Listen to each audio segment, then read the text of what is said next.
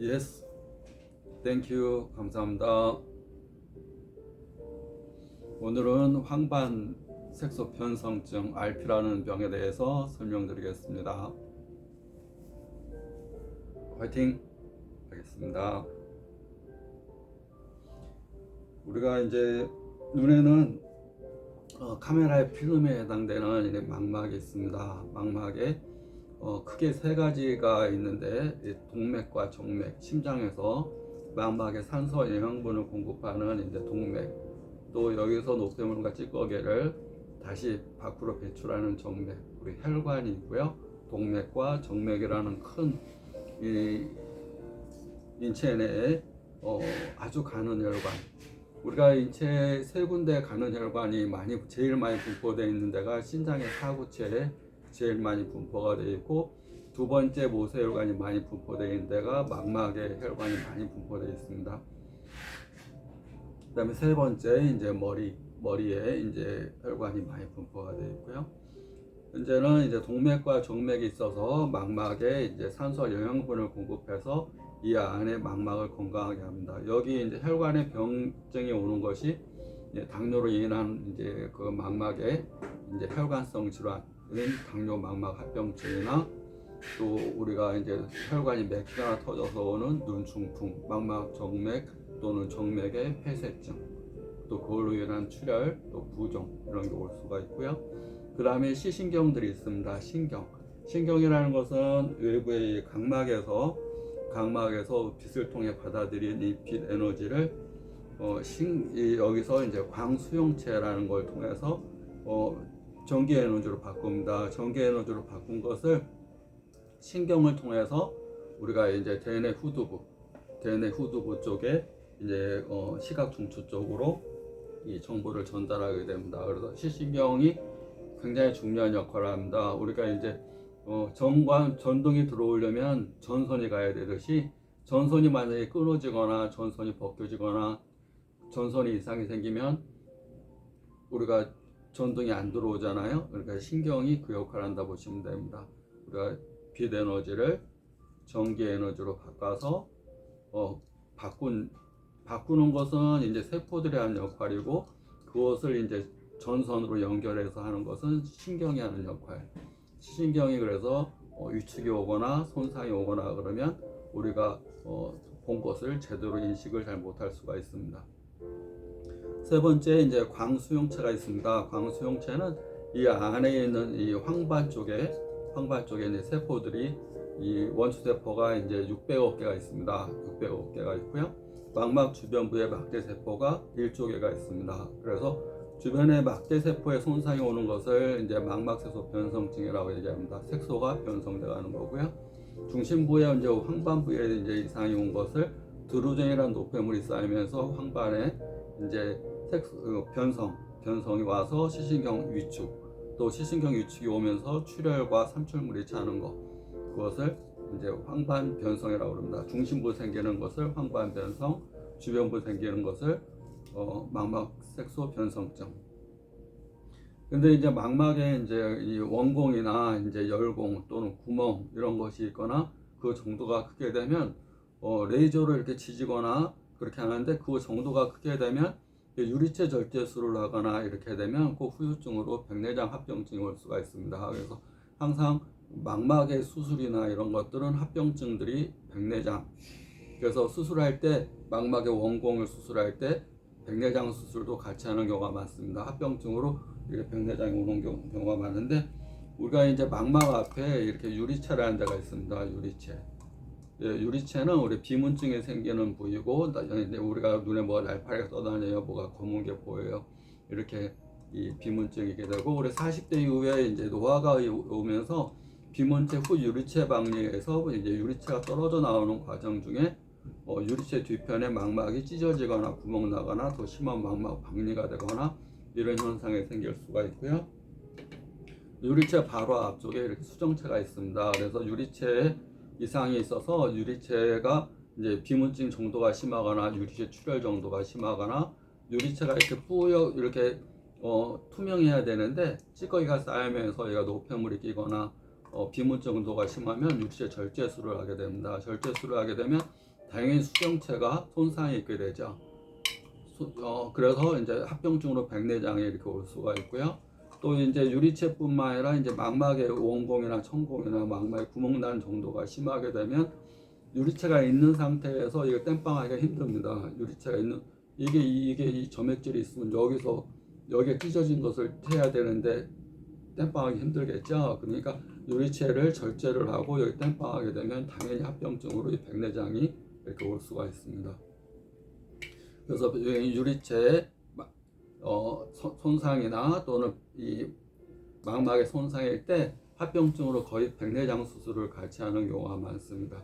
그래서 망막색소 변성증으로 이상했을 때 주된 증상은 야맹증, 이제 밤눈이 어두워지는 증상, 그리고 밤에 이 시야가 적응이 어려운 증상이 20대 초반서부터 많이 나타나게 되고, 또 주변에 이제 막대세포가 이제 하는 역할이 이 명암을 구분하는 역할, 그게 잘 안 되면 야맹증이 되고, 또 시야를 구분하는 역할, 그게 잘 안 되게 되면 시야가 갈수록 좁아지면서 잘 넘어지게 되고, 잘 이렇게 부딪히게 되고, 계단 오르는데 힘들게 되고, 이런 시야가 일조개의 세포가 갈수록 세포가 죽어가면서 검게 변해가는 겁니다. 시꺼멓게 변해가면서 일조개가 세포수가 갈수록 줄어들게 됩니다. 그래서 이제 RP의 대표적인 증상은 크게 두 가지인데, 야맹증, 시야 좁아짐, 그 두 가지인데, 이제 중심부로 향해서 죽어가게 되면 황반세포의 손상도 올 수가 있습니다. 근데 황반세포, 여기에는 이제 원추세포, 원뿔세포가 있는데, 원뿔세포의 역할은 600억 개가 있는데, 아주 세밀한 것을 구분하는 역할, 또 우리가 시력의 중심부니까 시력과 밀접한 연관이 있고, 또 우리가 색깔을 구분하는 역할을 원추세포가 합니다. 색을 구분하는 역할. 그래서 원추세포가 손상이 오게 되면 시야가 구부럽게 보이거나 휘어져 보이거나, 그 다음에 빛을 구분을 잘 못하거나, 또 이 시야가 깨끗하게 안 보이고 흐려져 보이거나, 또 글자가 중간중간에 지워져 보이거나 구부러져 보이거나 휘어져 보이거나, 이런 증상들이 오게 됩니다. 그래서 RP 증상이 있는 분들이 두 가지 전형적인 증상, 야맹증과 시야가 좁아지는 증상 외에 여기 이제 황반세포의 손상이 오는 경우는 휘어져 보여요, 뿌옇게 보여요, 뭐가 낀 것 같아요, 이런 증상들이 많이 옵니다. 황반 쪽에는 아까 얘기한 이제 노화로 대표적으로 인해서 오는 병증이 황반 변성인데, 황반 변성의 대표적인 원인이 드루젠이라는 노폐물이 쌓이면서 황반 쪽에 찌꺼기가 자꾸 고여가는 겁니다. 그래서 찌꺼기가 쌓여가면서 거기가 이제 뿌옇게 보이고 휘어져 보이고 지워져 보이고, 또 시신경 위축이 오면서 시신경 쪽으로 혈류 공급이 안 되면서 시신경 손상이 오게 됩니다. 그래서 시신경 손상이 오면서 시력이 잘 안 보이는 증상이 오게 됩니다. 그건 이제 건성 황반 변성이고, 그것이 손상이 오려고 그러면 이제 신생혈관이 생기면서 그 안에 혈관이 생겨나면서 출혈이나 황반이 붓는 증상, 그게 오게 됩니다. 그래서 RP 증상, 망막세포 변성증뿐만 아니라 황반 세포의 손상까지 오게 되면 뿌옇게 보여요, 구부러져 보여요, 휘어져 보여요, 또 색이 잘 안 보여요, 색 구분이 잘 안 돼요, 이런 증상도, 글자가 중간중간 지워져 보여요, 이런 증상들이 올 수가 있습니다. 근본적으로 이제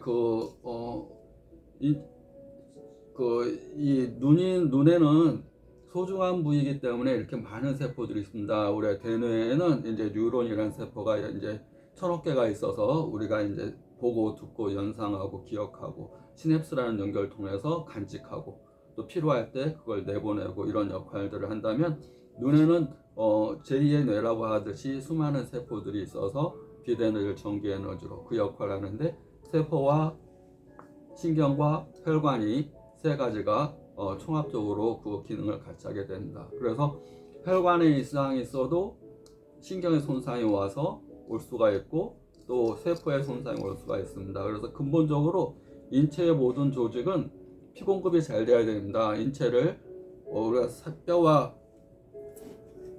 인체가 이렇게 생겼는데, 이렇게 보면 우리가 외면에 이 피부, 그 다음에 안에 들어가면 근육, 인대, 그 다음에 살, 뼈, 우리가 이제 이 안서부터 이제 이렇게 보면 형체가 있는 덩어리지만 이걸 더 쪼개면 세포 덩어리입니다.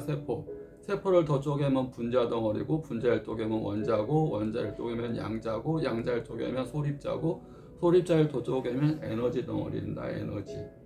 에너지면서 하나의 파동입니다. 그래서 입에서 나가는 것을 음파라고 그럽니다. 소리를 음파. 그래서 주파수를 맞춰서 라디오라는 게 개발되고, 우리가 보이지 않는 먼 데까지 우리가 소리를 들을 수 있고, 또 전파를 통해서 TV로 소리를 들을 수가 있고, 파라고 보시면 된다. 근데 파가 나가는 곳이 입이다 보시면 됩니다. 그래서 입이 하는 역할은 음식물 먹는 역할과 말이 나가는 역할을 하는데, 이 입의 역할이 굉장히 중요합니다.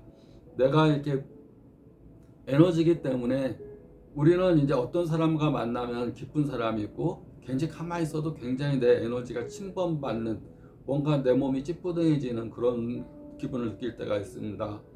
그래서 이제 같은 유의 파동끼리 만나면 서로 공감을 일으켜서 서로 기분이 업되고, 이 진동수가 낮은 파형, 자기와 또는 반대되는 파형을 만나게 되면 기분이 저하가 되면서 1 플러스 1이 2가 아니라 1 플러스 1이 1로 되거나, 좋은 사람, 자기하고 잘 맞는 사람은 1 플러스 1이 만나면 3이 되는 그런 에너지가 올라가거나 에너지 떨어지는 사람의 에너지장이기 때문에 그렇게 봅니다. 그래서 이 침이라는 것을 우리가 이제 한약과 이제 또 침치료를 한방에서 주로 하는데, 한약의 원리도 그러지만 침은 대표적으로 에너지를 치료하는 도구다 보시면 됩니다. 침. 이 눈에는 제가 여기 한글로 적어놨는데, 위에는 이제 담이라는 건 쓸개. 우리가 여기에는 쓸개 기운이, 이 쓸개 기운이 이쪽으로 같이 연관되어 있다. 에너지장에서 연결되어 있다 보시면 됩니다. 우리 버스 노선처럼 뭐 성남 어디서부터 어디까지, 뭐 시작점서부터 출발점, 그다음에 정거장 이렇게 있듯이 쓸개, 담의 경락, 그걸 이제 경락이라고 합니다. 에너지의 흐르는 노선, 경락이 이렇게 있고, 신경처럼 경락이 있고, 여기도 이제 담경락이 서로 연관돼서 이렇게 있습니다. 밑에는 유장경락, 그 다음에 여기는 방광경락. 그래서 우리가 이제 이 눈 자체에 경락이라고 해서 이 노선, 이 선이 그어져 있는 것들이 있고, 이 경락과 상관없이 그냥 혈자리만 적혀 있는 경우가 있는 것은 특효열이라고 합니다. 특효열. 경락과 상관없이 체험적으로 어디를 침을 놓으니까 눈 질환이 낫다, 그렇게 이게 그건 특효열 개념이고, 선으로 이어져 있는 개념은 이제 경락, 에너지의 노선, 에너지의 선이다 보시면 됩니다. 그래서 우리가 이제 이 안에 익상편이라고 해서 여기 안에 이제 눈에 뭐 먼지나 이물질, 또 눈 충혈, 또 이런 것들이 자꾸 우리 공사장에서 일하거나 먼지 많은 데서 일하거나, 또는 자외선이나 어떤 자극으로 인해서 이 안에가 상처가 있게 되면 상처가 아무는 과정에 이렇게 이 이물질들이 자라나는 것을 익상편이라고 그럽니다. 날개 모양의 이물질들이, 이 비닐 같은 이물질들이 눈을 가려가는 것, 각막까지 가리게 되면 우리가 이제 시력 장애도 가져올 수 있습니다. 그런데 여기다가 침을 놓기도 하지만, 여기에 이제 방광경락이라고 적혀져 있죠. 방광의 혈자리, 이 에너지의 출발점이 지음혈이라고 합니다. 새끼발가락 바깥이 여기와 여기가 이제 출발점이고, 여기가 이제 종점입니다. 종점. 그래서 여기서부터 방광경락은 여기서부터 쭉 해서 뒤에 방광을 쭉 따라서 내려가서 새끼발가락까지 가는 이 노선이다 보시면 됩니다. 에너지의 흐름장. 그래서 침을 놓고 왜 한의원에서는 주사처럼 금방 침을 빼지 않느냐, 그렇게 보면 인체에는 이게 한 바퀴 이렇게 쭉 도는 노선이 28분 48초 걸린다고 봅니다. 우리가 버스도 그러잖아요. 어디서 어디까지 가는데 평균적인 시간이 있잖아요. 뭐 출발점에서 버스 정거장까지 일반적으로 한 몇 분 걸려요, 이런 시간이 있듯이, 여기서 방광경락이 이렇게 나서 쭉 내려가서 이 새끼발가락 바깥쪽 지음혈까지 가는데, 정명서부터 출발점이 정명역, 우리가 버스 노선을 하면 정명역에서 지음역까지 가는데 28분 48초 정도. 그래서 한의원에서 일반적으로 침 놓는 시간을 25분에서 30분 사이를 일반적으로 많이 맞습니다. 그런데 이제 차가 막히지 않는 경우는 훨씬 빨리 가겠죠. 또 이제 성격이 급한 사람은 또 차가 이제 뭐 빨리 가는 차도 있고 늦게 가는 차도 있고, 그러니까 이 그 다 틀립니다. 병이 크면 더 유침 시간이라고 그러는데 그 시간을 뭐 40분, 50분 놓기도 하고, 또 어린아이나 성격이 급한 분들, 그런 분들은 뭐 한 10분 만에 빼기도 하고, 넣었다 곧바로 침을 빼기도 합니다. 무조건 침 맞는다고 그래서 무조건 침 맞는데 뭐 28분, 48분, 30분 동안 침 맞을 거예요, 무조건 그렇게 하는 게 아니고요. 그 사람이 성격이 급한 건지, 또 어린아이인지, 침에 예민한지, 침에 두려워하는지, 또 기운이 너무 약한지에 따라서 침 맞고 있는 시간이 다 틀립니다. 그건 이제 에너지장이 약하다, 그 사람이 에너지가 약하면 당연히 침이라는 자극이 세면 안 되겠죠. 또 에너지가 강한 사람은 침을 여러 개 더 많이 맞아도 괜찮지만, 그 사람의 마음의 에너지나 신체 에너지, 방광경락의 에너지가 너무 약하다 그러면 너무 과다하게 침 시간을 놓으면 오히려 어지러워요, 토할 것 같아요, 미식거려요, 뭐 가슴이 두근거려요, 이런 증상들이 오는데 그걸 침훈이라고 그럽니다. 그러면 그것은 침 기운이 통하면서 오는 하나의 작용이고 부작용은 아닌데, 자기 이 에너지장에 비해서 과다한 자극이 오거나 과다하게 오래 누워 있거나 그러면 그런 것들이 올 수가 있습니다. 일반 말로는 침몸살이라고 얘기합니다. 우리가 운동 처음 시작하는 분이 나 운동 처음인데, 그리고 기운도 약한데 운동 처음 해보거든, 복싱 처음 하거든, 이런 분들이 일반인 하듯이 뭐 일반적으로 한 시간 해야 돼, 그럼 한 시간 막 하면 이거 손도 아프고 근육도 아프고 다 아파요, 이런 거랑 마찬가지입니다. 근데 그것은 다음날 되면 근육을 만들고 오히려 이제 다음 시간에는 이제 안 아프게 하는 계기가 됩니다.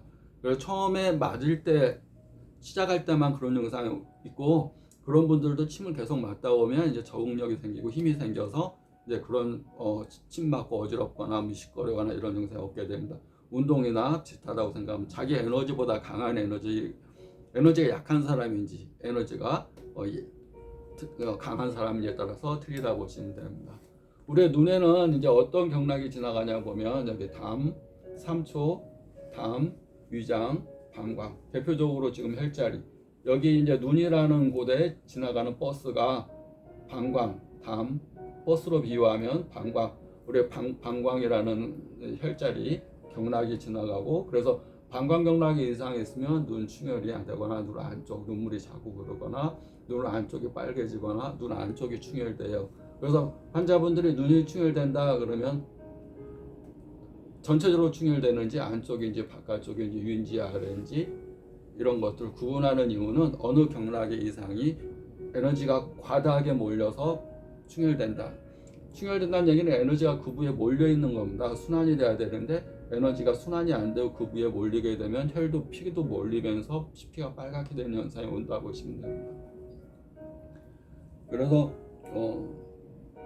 이렇게 보시면 이제 망막의 색소 변성증의 근본 원인은 피 공급이 안 되면서 그 세포들이 순환이 안 되는 거고, 피가 공급이 안 되는 원인은 에너지가 돌질 않아서, 기라는 에너지가 돌질 않아서 그 부위에 혈관성 질환, 신경성 질환, 그 다음에 망막 세포의 질환, 그 다 혈이라는 통한 피가 잘 돌면 그 병이 유전적인 거든 후천적인 병이든 어떤 질환으로 인한 병이든 피가 잘 공급이 되면 또 피가 맑아지면 많이 좋아집니다. 그래서 피가 있어도 돌지 않는 경우는 기운이 너무 없거나 또는 피를 순환시키는 힘이 너무 약하거나 또 피의 성질이 좋지 않거나 이런 걸로 구분해서 치료를 하게 되고요. 그래서 침 치료의 원칙이 이제 조기 치신입니다. 말 그대로 침은 진통작용이 아니라 조기, 기를 조절해서 치신, 몸과 마음의 병을 치료한다. 거의 이제 신이 육체적인 병만 침으로 치료하는 게 아니라 에너지가 이제 방광경락의 에너지가 약하면 우리가 이제 고소공포증이라는 게 생깁니다. 높은 데 올라가면 떨고 막 남들보다 높은 데 올라가면 막 무서워하고, 이런 증상은 방광의 에너지가 약할 경우에 많이 생깁니다. 그런 경우에 이제 방광경락의 에너지를 키워주면 고소공포증 그런 게 많이 좋아지고, 여기 보면 유장경락이 여기로 딱 눈 밑까지 갑니다. 여기 눈 밑, 여기 쭉 내려가면 유장입니다. 유장경락, 유장과 서로 이렇게 해서 유장은 여기서부터 요 밑에 여기 그 여태라는 혈자리까지 이렇게 합니다. 여기서 승읍이라는 혈이 출발점이라면 쭉 둘째 발가락 여기 두 번째 바깥쪽이 이 여태라는 혈자리가 종점입니다. 그래서 쭉 해서 쭉 유장이 안 좋아도 여기 노폐물이 자꾸 쌓이면서 눈밑이 어둡고 담음이라는 게 생기면서 여기가 찌꺼기가 자꾸 눈밑이 어둡고 눈꺼풀이 빨룩빨룩 실룩실룩하고 눈도 편해지지 않습니다. 그래서 이 눈에 에너지라는 게 잘 돌려면 지금 여기에 해당되는 유장, 담, 그다음에 방광, 그다음에 삼초라는 이런 에너지가 이쪽에 순환이 잘 돼야지 눈이 맑아지는 겁니다. 그래서 눈에 침 놓는 이유는 에너지의 조정. 사람은 아까 얘기했듯이 아까 저기 과학입니다. 이제 그 인체는 에너지라는 거는 과학입니다.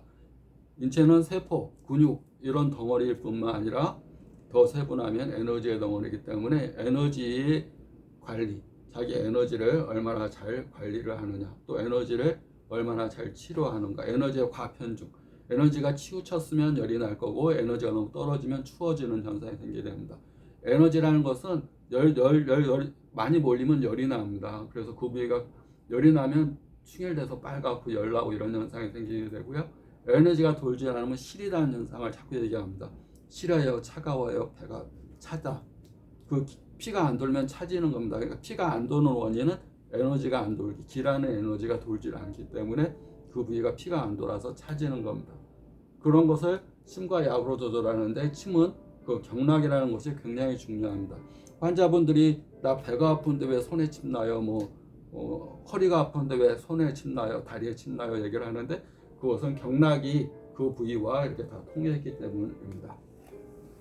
이 허리가 이렇게 있으면 허리에 이렇게 지나가는 경락들이 있습니다. 그럼 허리에 이 부위에 침을 올 수도 있지만 허리에 지나가는 경락에 다리, 여기가 아픈데 여기 위중이라는 데 침 놓거나 여기에 침 놓거나 여기 지음이라는 데 침 놓거나 다 여기 지나가는 노선이 이렇게 있어서 신경처럼 노선, 에너지의 흐름. 그러니까 이렇게 우리가 이제 에너지를 볼 수 있고 에너지의 흐름을 알 수 있는 사람이 한의사다 보시면 됩니다. 그래서 환자분도 에너지의 흐름이라는 생각으로 내 몸 자체가 에너지고 에너지의 흐름 차원에서 내 몸을 치료하고 또 이 병의 근본, 그 병이 아까 얘기한 망막 병원에서 이제 안과에서 발달한 건 레이저나 어떤 외과적인 부분을 수술한다면 인체는 에너지라는 개념으로 형체만 치료해서 낫지 않는다 보시면 됩니다. 에너지라는 개념으로 치료를 하고 우리가 이제 그래서 에너지를 만드는데 근본적인 게 음식이기 때문에 음식이 그만큼 소중하다고 자꾸 얘기를 하는 겁니다. 건강한 음식, 맑은 음식, 그 다음에 위장의 80%만 채우는 음식. 그 음식이 피가 되는 것은 당연한 얘기죠. 우리가 차가려면 휘발유를 넣어야 되듯이 우리가 인체가 움직이려면 음식이라는 걸 먹어야 되고요. 그 다음에 입에서 나가는 것이 이제 말인데 말이라는 것은 에너지고 말에 의해서 내 몸의 에너지가 큰 영향을 받습니다.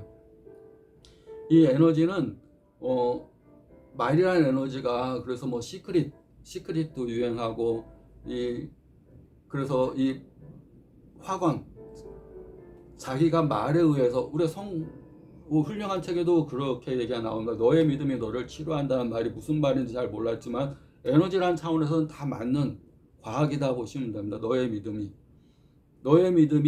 현재를 보고 믿음이 아니라 에너지 장을 보고 결과를 믿음이 그 결과가 이루어진다는 얘기죠. 아직 보이지 않는 현실이지만 내가 지금 눈이 이러니까 눈이 좋아진다. 나는 운이 좋다. 나는 눈이 맑아진다. 나는 행복한 사람이다. 즐거운 사람이다. 우리가 이제 그 천국의 언어, 지옥의 언어라는 표현도 쓰고 또 긍정의 언어, 부정의 언어라는 말을 쓰는데 그것을 하는 이유가 우리가 긍정의 언어는 주파수가 이렇게 빠릅니다. 이렇게 진동수가 빨라서 심장박동수가 느리면 몸이 안 좋고 혈액순환이 안 좋듯이 진동수가 느리게 되면 암이 됩니다. 암이. 몸이 이렇게 굳어지고 딱딱하고 뭉치고 우리가 딱딱한 물건은 진동수가 굉장히 느립니다. 종이라든가 나무라든가 쇠라든가 진동수가 굉장히 느린 거고 활발하게 움직이는 것은 진동수가 빠른 겁니다. 제가 말을 좀 빨리 하고 있죠. 그러면 그 진동수가 빠른 겁니다. 근데 우리가 행복의 언어, 기쁨의 언어, 얼굴을 쫙 웃고 행복의 언어를 자꾸 얘기하면 내 몸의 진동수를 살리게 해줍니다. 그래서 암 환자들이 그런 이렇게 즐거울 게 없잖아요. 근데 암 전문 치료 병원에서 주로 하는 것들이 재미난 얘기를 하면서 손뼉치고 박장대소하면서 자꾸 치료의 한 부분으로 웃게만 만듭니다. 웃고 즐겁고 또 행복한 뭐 코미디라든가 자기가 즐거운 거 웃음을 지울 수 있는 어떤 프로그램 그런 걸 자꾸 보면 진동수가 빨라집니다. 사람이 병들기 전에 가장 먼저 오는 게 에너지가 떨어지는 겁니다. 에너지, 기가 약해요. 기가 떨어져요. 무기력해요. 이런 얘기는 피를 순환시킬 수 있는 힘이 떨어지는 겁니다. 여기 에너지가 여기까지 가야 되는데 가지를 못하니까 이 부위에 자꾸 이제 혈액이 순환이 안 되면서 노폐물이 쌓이면서 이제 변성이라는 병이 오는 겁니다. 찌꺼기가 쌓이는 이유는 드루젠이라는 찌꺼기가 젊었을 때는 찌꺼기가 쌓여도 신진대사가 되면서 그런 게 안 쌓이게 합니다. 근데 40대 이후에 찌꺼기가 쌓이는 이유는 신진대사를 시키는 힘이 떨어지는 겁니다. 기라는 에너지가 떨어지면서 노폐물들이 없던 노폐물이 생기는 게 아니라 옛날에는 생겼어도 다 배출하는 힘이 있었는데 그 배출을 못하니까 드루젠에 쌓이는 것들이 쌓이면서 황반 변성이 되고 또 RP라는 증상도 망막색소 변성증이 자꾸 주변 세포들이 죽어가면서 시꺼멓게 되면서 시야가 좁아지는 거니까 일부러라도 긍정적인 말, 먹는 음식과 함께 입에서 나가는 말. 훌륭한 책에 태초에 말이 있었다 이런 얘기가 있었는데 말이라는 건 생명과 마찬가지입니다. 나의 생명의 핵심은 내 입에서 나가는 말, 그 다음에 웃는 표정을 그렇게 하게 되면 큰 병을 앓는 분일수록 더 큰 자가 치유 방법이 될 수 있습니다. 오늘은 제가 정리해서 말씀드리면 인체는 에너지, 그 에너지장의 근본은 위장.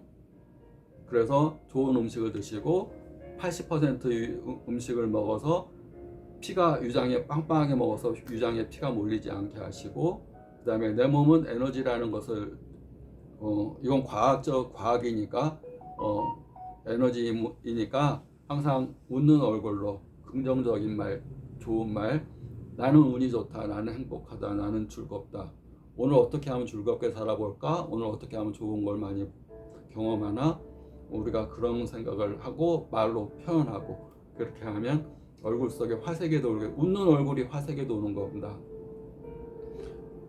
그렇게 하는 게 좋습니다. 우리가 이제 공부할 때 즐공이라는 말을 씁니다. 즐겁게 공부하자. 그런데 우리가 살아가면서는 우리 이제 유행 또는 뭐 이제 즐행이라는 말을 쓸 수가 있는데, 유행은 유의를 즐기듯이 우리 살아간다는 것은 하나의 수행하는 과정입니다.